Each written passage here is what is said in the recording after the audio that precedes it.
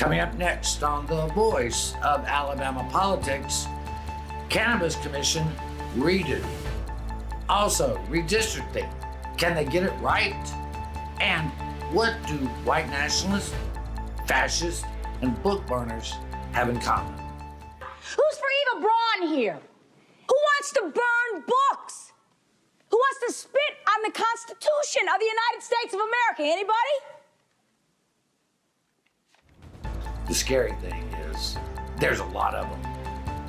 All this and much, much more coming up next on The Bee.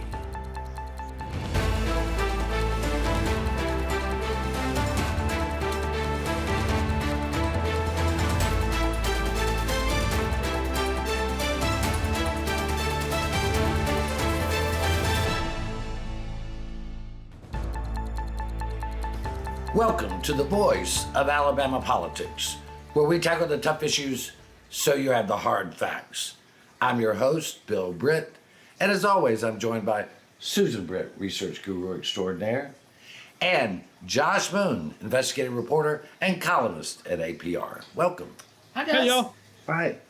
You know, some people have asked why I call you research guru extraordinaire. They have. Because there's nothing that Susan can't find if you put her down there with a glass of tea and maybe some popcorn and let her go after it. She can find it. And if she can't find it, Josh will. Oh yeah, we make quite a formidable team. Yeah, you give us a internet connection, and we'll find the rabbit hole that leads to you. Oh yeah, Absolutely, oh, yeah. absolutely. Not much of a rabbit hole here. Oh God. Tommy Tuberville has been in the news Well, it's some for kind weeks of hole. now. And exactly. he's been digging and digging and digging, and then Yes. finally, after they had a Senate caucus meeting luncheon, the GOP got together and spanked that bottom, and he came out and said, "Oh, white nationalists are racist." But Tommy's been in the news because he defended white nationalists, said they were Americans, and you know Patrick Darrington, who's a reporter that works for Alabama Political Reporter, he happens to be black, and he said, well, historically, Tuberville is right. So,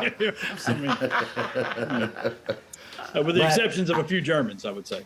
Listen, I know why he's doing it, okay? I know why he's doing it. He's doing it for attention from a base of voters.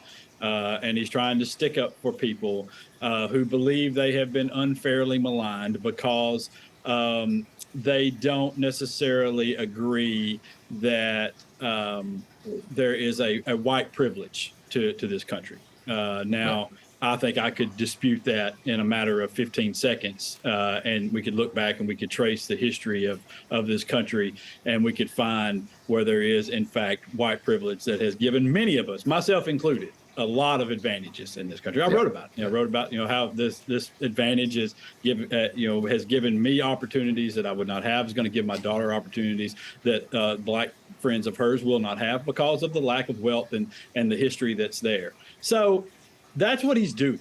And they're playing upon this aggrieved white person's sympathy that's out there. And he just has no shame up until the point where he realized this might cost him personally. And then, oh, wait, it is, in fact, racism. How about that?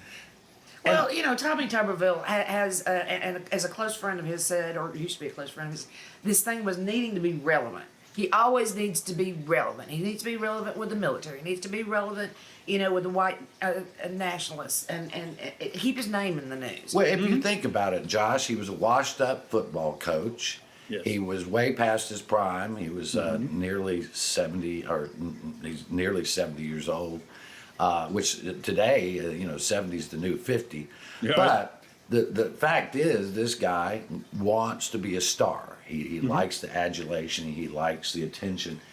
He has some 4 million Twitter followers because of Donald Trump. You remember he said Donald Trump made him a national figure because he helped Trump form an insurrection against the United States of America. So if that's what you want to be famous for, Tommy, you have achieved that. Well, in the words of Senator Katie Britt, Tommy, let me say this. White supremacy and racism have absolutely no place in our country. Period. The end. Well, Yeah. and Josh, it is just simply a older white man trying to remain relevant past his prime. Yeah, and it's really honestly, he is kind of the embodiment of the white privilege that I spoke of before. He has no set of skills to hold the position that he has, other than the fact that he's white and a little bit racist. I mean, that's really the qualifications that he's got for this job that he's in. He didn't know the 3 branches of government. He doesn't know how most things work. He's held up military promotions over ideology. I mean, it's just a litany of problems that he has caused for our state. And let me tell you, that's the biggest problem we have here, is that Tommy Tuberville is doing things that's going to cost Alabama in the future. That's right. Write it down, mark it down. It's going to cost us. Oh, no. And he lives in Florida. Why could he give a crap about Alabama anyway? Well, and I've heard from people from D.C. recently who said, believe me, payback is coming. Payback is coming. And there's no payback to Tommy Tuberville. No. But Tommy, the payback will be Space Command, FBI headquarters, or other programs that mean something to the livelihood of the men and women of Alabama. And because of him, the Marine Corps, after all these years, does not have a commandant. Yeah. The Marine Corps does not have a commandant. Well, in the plus column over here, the Cannabis Commission has decided to do a do-over, Josh. They want to redo the process, but not before complaining about that. The media had brought up how they had screwed up the process thoroughly. Yeah, and so they're going to do the same process. This is we're going to start calling them the Insanity Commission. Isn't that the definition of insanity, when you continue to do the same thing and expect a different result? Yes. Exactly. In all fairness, they are reviewing it with an accounting firm, and so hopefully the accounting firm will be able to get to the bottom of what the actual scores are supposed to be. I will say it's rather disconcerting when a member of the Cannabis Commission says, hey, I don't feel like we're getting the right amount of information, nor are we putting this information out in front of the public in a proper fashion. I think whenever you have somebody like that saying that on the commission, it's time to take a step back and let's reevaluate kind of what's going on a little bit here. Well, they overburdened the commission. I don't know that you have the best and the brightest always on some of these commissions. I think there are conflicts of interest in the commission itself. Yes. But regardless, they have a duty to get this right for the citizens, not for the people that are going to supply the cannabis. But they got to get it right, that it's fair to them, so that they can make hundreds of millions of dollars and it not be wasted on lawsuits in Alabama. Well, and it's like Josh said, let's reevaluate. Let's not just take one little piece and just fix this one. Why don't we take this opportunity to reevaluate the entire process here and see if there's a better way to get this done and done right? You're just being so unfair. Let's just be logical. Serious. I mean, for the love of God, put some logic into what you're doing. That's not the way government works. But anyway, we're going to have to leave it right there. You're watching the voice of Alabama politics. We'll be right back.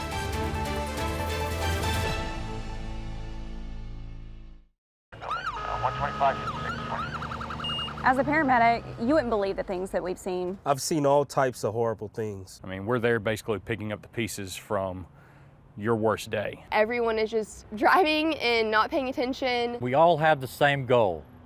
All of us want to go home alive and safe and harm nobody else in the process. Slow down.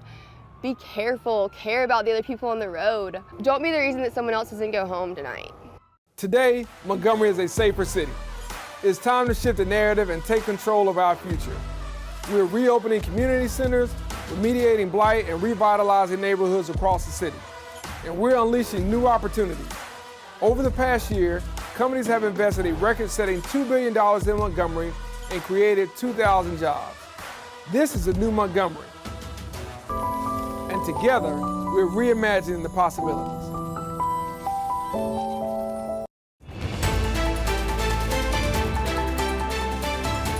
Welcome back to the voice of Alabama politics. In Alabama, we dare to defend our wrongs, and we love paying lawyers a lot of money to do so on our behalf, which is the case in the anti-trans care law that Alabama passed. It is likely to fail. A Trump-appointed federal judge has said that the state is likely to lose this case. Yet, Josh, you discovered this week, we're spending a lot of money to defend our wrongs. Yeah, we paid $1.7 million in contracts back in January. We had another $1 million approved, right at $1 million, just under. I think it's $975,000 worth of contracts approved for 5 attorneys from D.C. Apparently, that's the other problem that we have is we can't find any attorneys around, even in the Southeast, to defend these things. So we've had to go to D.C. To a little boutique law firm up there that defends all of the conservative laws, and so we've paid those guys $975,000 this month, and or for the next year, and then we had the other contracts for $1.75 million that goes into this. We don't know. I'll tell you what's interesting is we don't know how much they're going to pay expert witnesses for the next go around of legal stuff actually in the court, because those things can now be hidden thanks to our legislature that allowed the AG's office to redact expert witnesses from contract review, which is where I found these contracts that they put in for these attorneys. And yeah, it's another case, much like our prison lawsuits, of where we're paying just boatloads of cash to outside attorneys, when I would have to think that an inside attorney could lose it just as well as the outside attorneys are going to lose it, because they're going to lose it.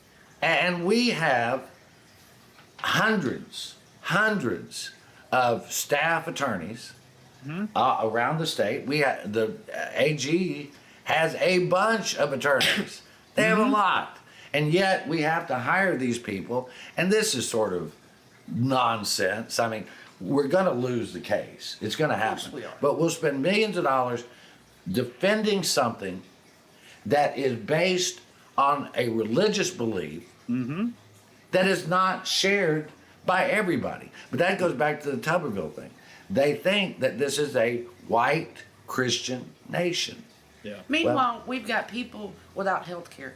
We're lacking rural hospitals. We're lacking the roads and bridges need construction. We're lacking in so many other places, but they're willing to throw this money at their religious ideals. Yeah, and again, I'm not knocking the religion. I'm not either. I'm just saying religion and politics are terrible mix. They should never mix. But again, if you have would you like it? The majority, just because you're Christian, doesn't mean the whole nation is. That's my point there. Yeah, no, and that's a good point. But even if we set that aside, okay, at a point in the actual legal process, you've got to present facts that will persuade a federal judge or a federal jury to be on your side.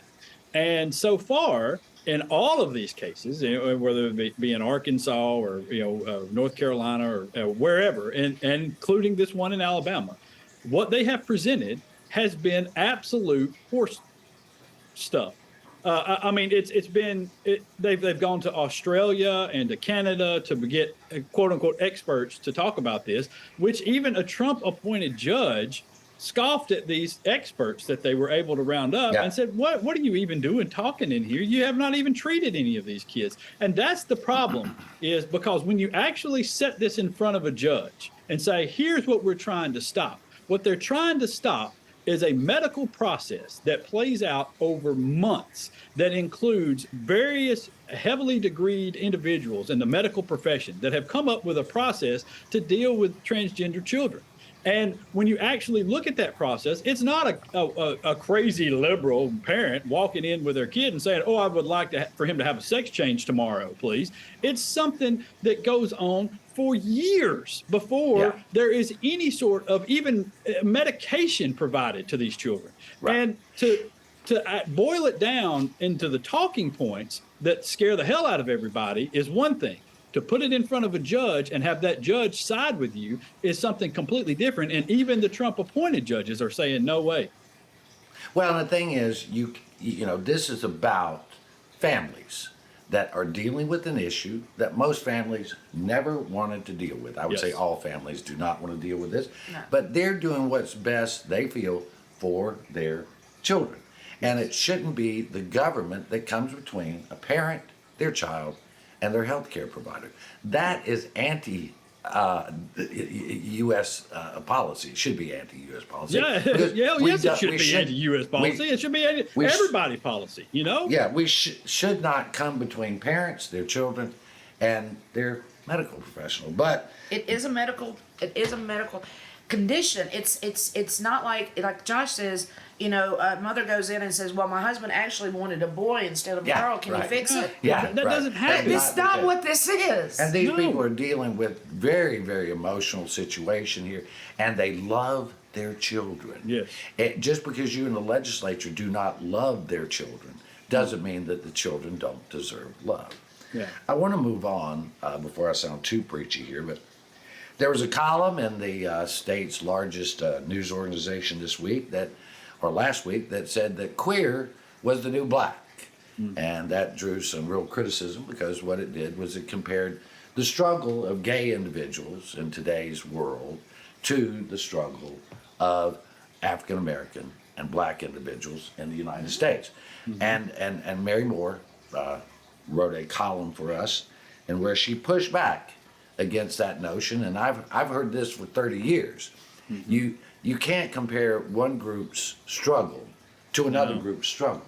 Right. They're different. I mean, if you are a gay individual, you were not brought here in chains. Your legacy is not of that. Yeah. There's been plenty of persecution of gay individuals throughout history and throughout the world. It is not the same, though, Josh. Well, No, I got to put it in her words right here. Sorry, Okay. Josh, because I thought this was very poignant. She said, every marginalized, oppressed, or underrepresented group of people has a unique and important story to tell.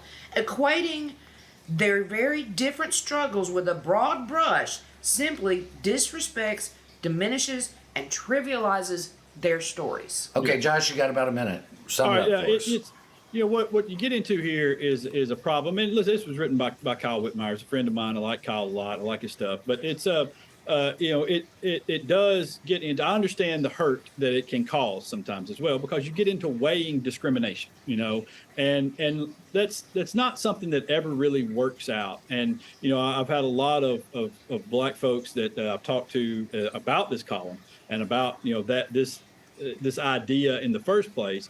And they say, you know, we understand the struggle, and we're always going to side against discrimination in the legislature and against these bills that come along that discriminate against gay people and the LGBT community. But you know, when you talk about equating those things, you know, one of my good friends said, you know, every day I wake up and when I walk outside, there's no doubt in anybody's mind that I'm a black person. That's you know? right. That's right. And I think that's where they take a stand against, you know, trying to do the equating of the discrimination. Right. And, you know, I understand that Kyle's intentions was good with the column that he wrote, but I also understand how it can cause some hurt feelings on the other side of this. Absolutely. We're going to have to leave it right there. As my old pap used to say, the road to hell is paved with good intentions. We'll be right back.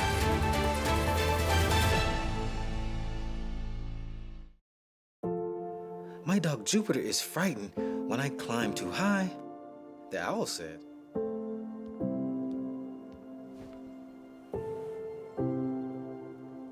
Check for monsters, Daddy. I did, honey. There are no monsters. You're perfectly safe.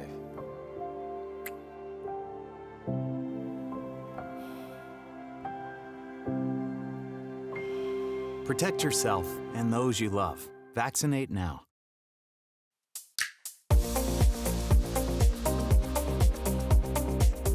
When I first started off, it was all about being an entrepreneur. Very quickly, it went into all the environmental impact that we're having on our world right now. We needed a technology that could do something with all the plastics that are harder to recycle. We innovated and created a technology, advanced recycling.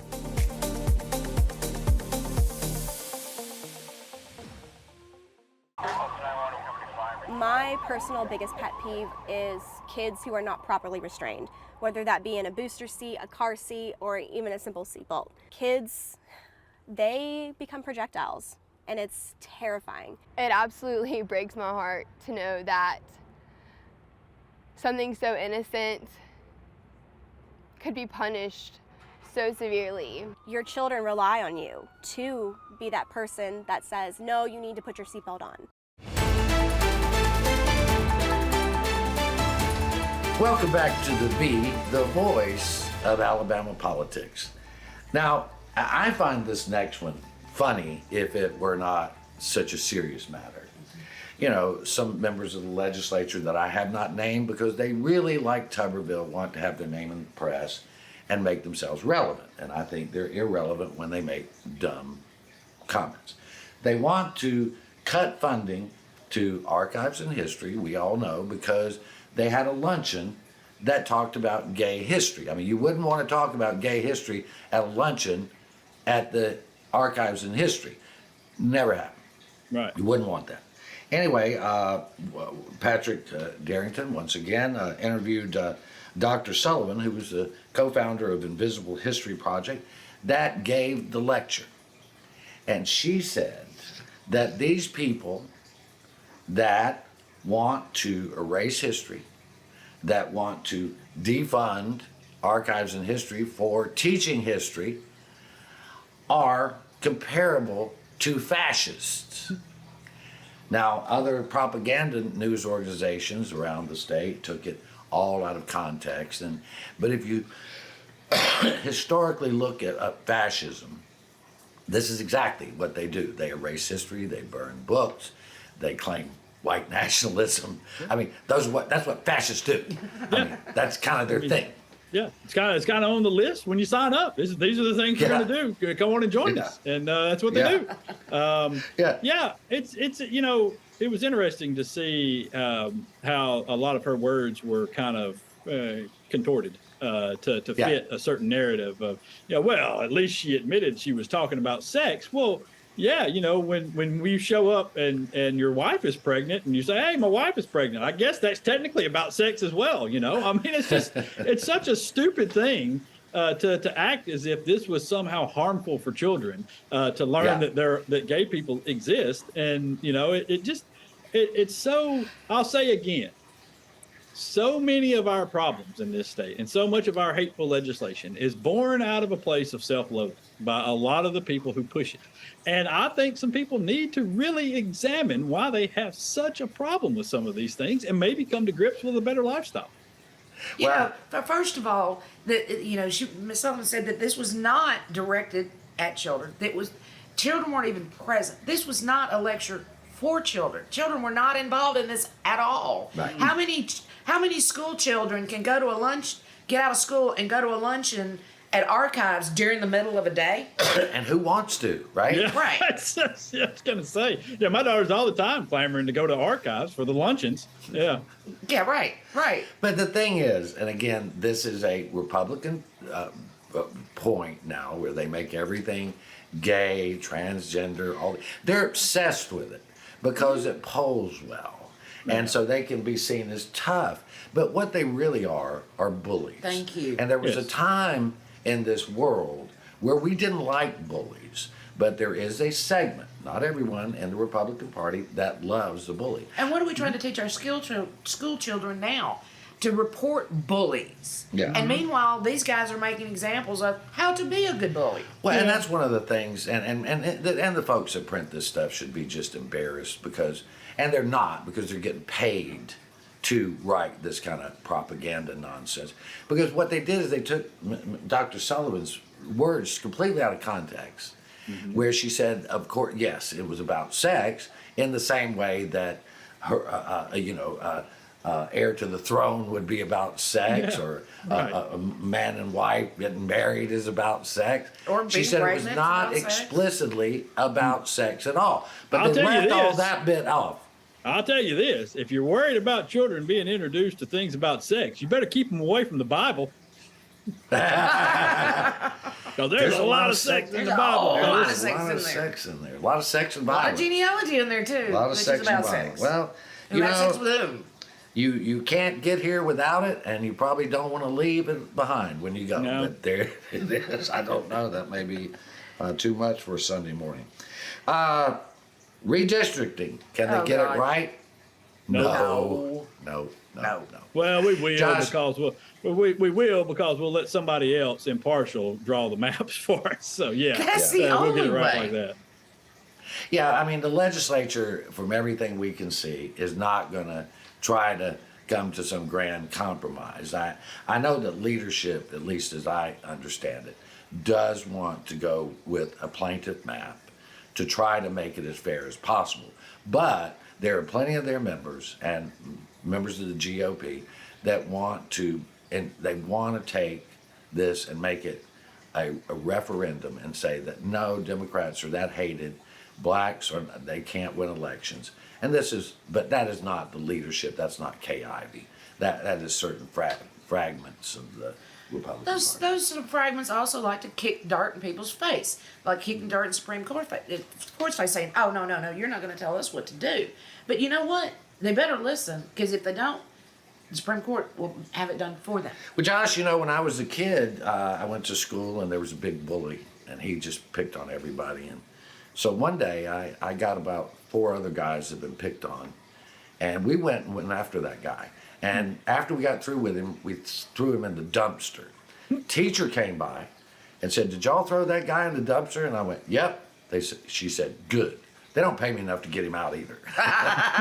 That's what we need to do to the bullies here. Put him in the dumpster. It would be nice if there were a group of Republicans in the state who would take a stand against some of this stuff. It really would be. It would be. We hear from them a lot. We talk to them on a regular basis. We know that they know that these things that are being said and some of the ideas that are being pushed are wrong and that they're hurtful. Just like the transgender stuff. We can all sit around and have conversations about the transgender children, but you're actually hurting transgender kids. Some will die because of what we've tried to do with this care ban, because we know of the suicide rates among those groups of kids. But so it would be nice if from time to time somebody would come along and throw somebody in a dumpster on the other side. Yeah, and that's the thing that I have a problem with, because they're afraid that they won't get reelected if they stand up. But you know what? I think there's some things worth losing for. Yes. To stand up and be principled rather than cowing to that small majority of the Republican Take a base. lesson from the governor of Utah.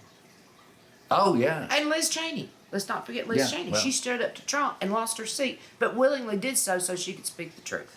Well, she is. It comes from hardy stock. If you mess with them, they will bomb you back to the stone. Shoot you right in the face. All right, we have to leave it right there. You've been watching the voice of Alabama politics. You watch us because we watch them.